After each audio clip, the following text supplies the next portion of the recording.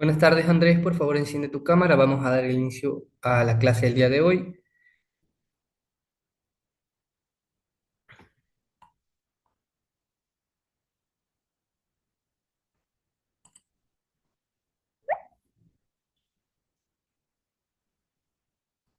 Ok, gracias, Andrés.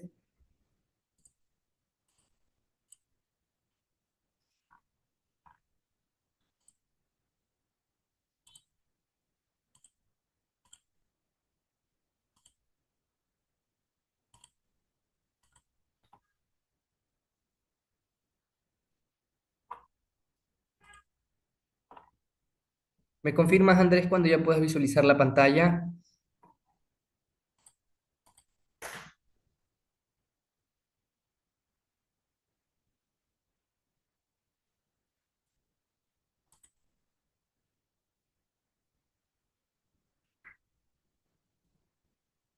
Ya se puede ver, profe. Ok, gracias, Andrés. Como puedes ver, vamos a continuar con el tema de la clase anterior, que eran las células. En este caso, vamos a ver lo que es la membrana plasmática. Andrés, ¿te acuerdas de la clase anterior de la célula?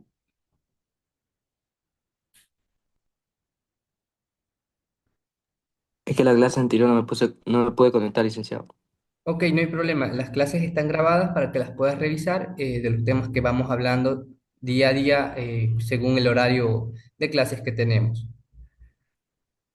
En este caso, como ya te menciono, vamos a ver lo que es la membrana plasmática. Constituye el límite de la célula con el Buenas medio tardes, exterior. Vicente. Buenas tardes, Justin. Por favor, enciende tu cámara.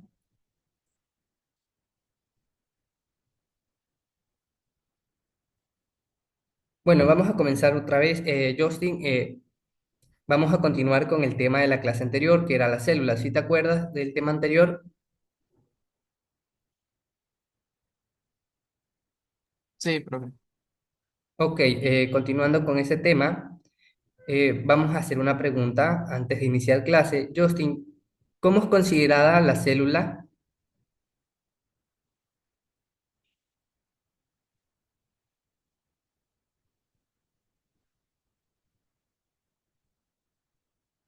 La célula es la primera unidad básica de la vida.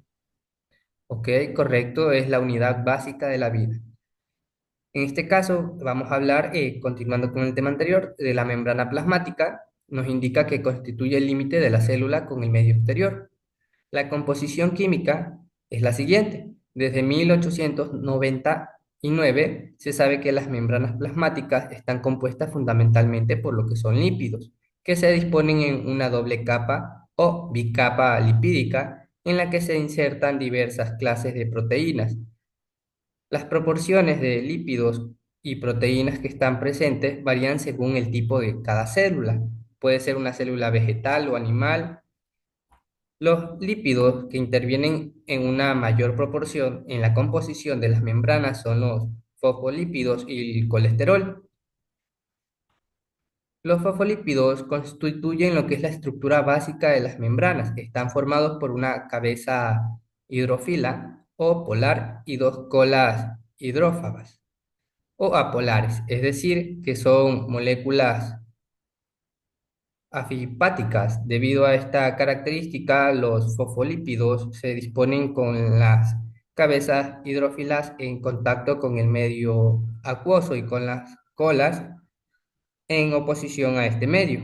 A menudo las colas apolares están formadas por una cadena de ácidos grasos saturados, es decir, que no presentan dobles enlaces, y otras insaturadas, o sea que con doble enlace.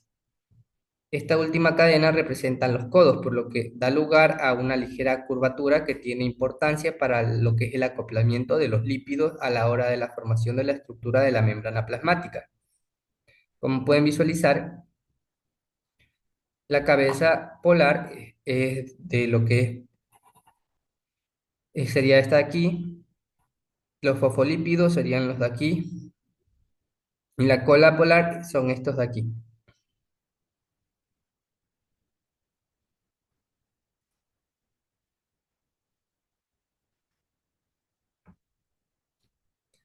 La estructura que forman los fosfolípidos no es rígida, ya que están estas moléculas pueden presentar movimientos, o sea, que se pueden mover. Entre estos movimientos tenemos los siguientes, que son la difusión lateral.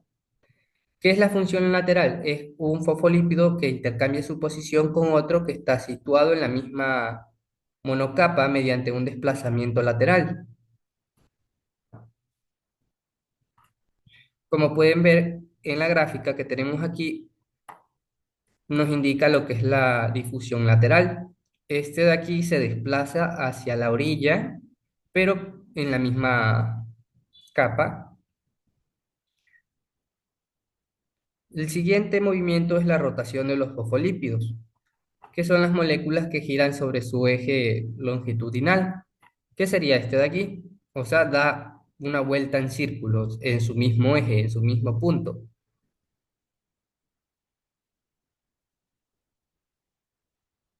El siguiente movimiento es flexión de las cadenas hidrocarbonadas, que son los fosfolípidos que aumentan o disminuyen el grado de separación de las colas hidrófobas. Como pueden ver,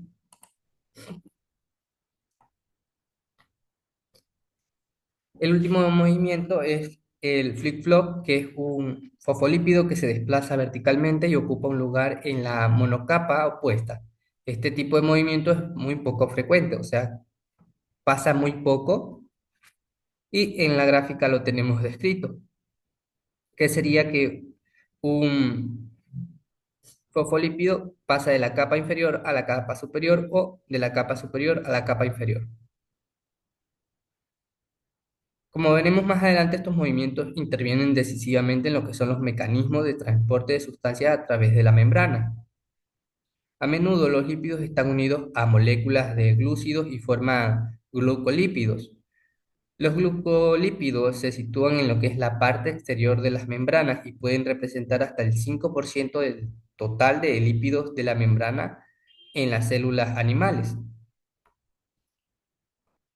El tipo de glucolípidos que podemos encontrar en las membranas varía según la especie e incluso según el tipo de tejido que analicemos. Un ejemplo son los gangliosídeos, que son muy abundantes en las membranas de las células nerviosas. Los glucolípidos tienen pues funciones diversas. Algunas han sido identificados como receptores químicos, es decir, que moléculas exteriores a las células con capacidad para unirse a otros compuestos y provocar lo que es un cambio en la célula. También hay glucolípidos que determinan la individualidad antigénica de la célula. Por último, tenemos lo que es el colesterol. Se encuentra en lo que es una proporción del 20% en las membranas de las células eucariotas. Las moléculas del colesterol se disponen de forma intercalada entre los fosfolípidos. Esta disposición limita lo que es la movilidad de los fosfolípidos, lo cual proporciona estabilidad a la membrana y también reduce su permeabilidad.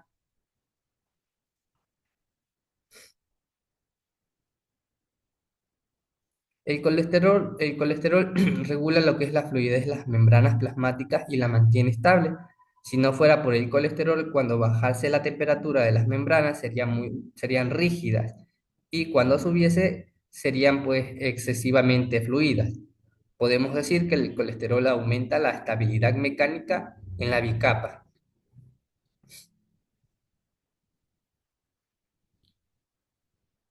Ahora, como dato curioso, un antígeno es una molécula, generalmente una proteína o un polisacárido de la superficie celular que hace que la célula sea reconocible por otros tipos de celulares. Por este motivo, el antígeno puede inducir lo que es la formación de anticuerpos específicos.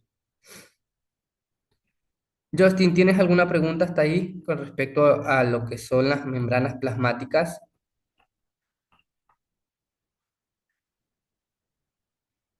No, dice, Ok, vamos a hacer una serie de preguntas con respecto a lo que hemos hablado en la clase del día de hoy. Justin, ¿qué es una membrana plasmática? es una célula con el medio exterior. Ok, ¿Desde qué año se tiene conocimiento de lo que es la composición química de la membrana plasmática, Justin? Desde los años 1899. ¿Correcto? ¿Cuál es una parte esencial en la composición de la membrana plasmática, Justin?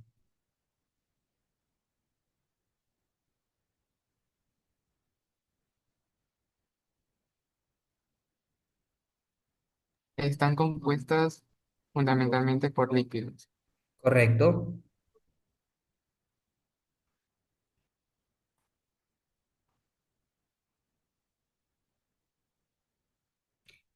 Justin, última pregunta. ¿Qué son los fosfolípidos? Los fosfolípidos son una estructura básica de la membrana constituido por la cabeza hidrofolia polar y dos colas hidrófobas. Son moléculas anfipáticas. Ok, correcto. Listo. Si no tienen alguna pregunta, vamos a explicar la tarea en clase y en casa. ¿Me confirman?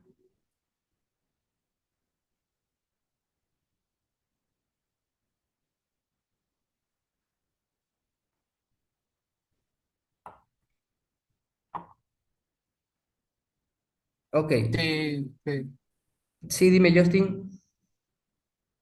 que sí puedo ver la tarea. Ok, listo. Como puedes visualizar, Justin, la tarea en clase son las tres preguntas que estás viendo en este momento, que son las siguientes. ¿Cuál es la estructura básica de la membrana plasmática y cómo están dispuestos sus componentes principales? Segunda pregunta, explica por qué los fosfolípidos son considerados moléculas anfipáticas y cómo influye esto en su organización en la membrana. Y por último, tercera pregunta, ¿qué tipo de movimientos puede realizar las moléculas de los fosfolípidos en la membrana plasmática? Esto es todo lo que hemos visto en la clase del día de hoy. La tarea en casa consta de realizar un mapa conceptual que resuma los componentes y funciones de la membrana plasmática. ¿Tienen alguna duda o pregunta con respecto a las actividades asignadas? No, No, licenciado. listo. Ok, listo. Entonces ya pueden realizar lo que es su actividad en clase, alumnos. Si tienen alguna duda o pregunta, pueden consultarme, ya saben, en este horario o mediante la plataforma. Ok, listo. Adiós. Cuídese. Gracias, Josi. Hasta luego. Chao, licenciado. Hasta luego, Andrés. Tengan una linda tarde.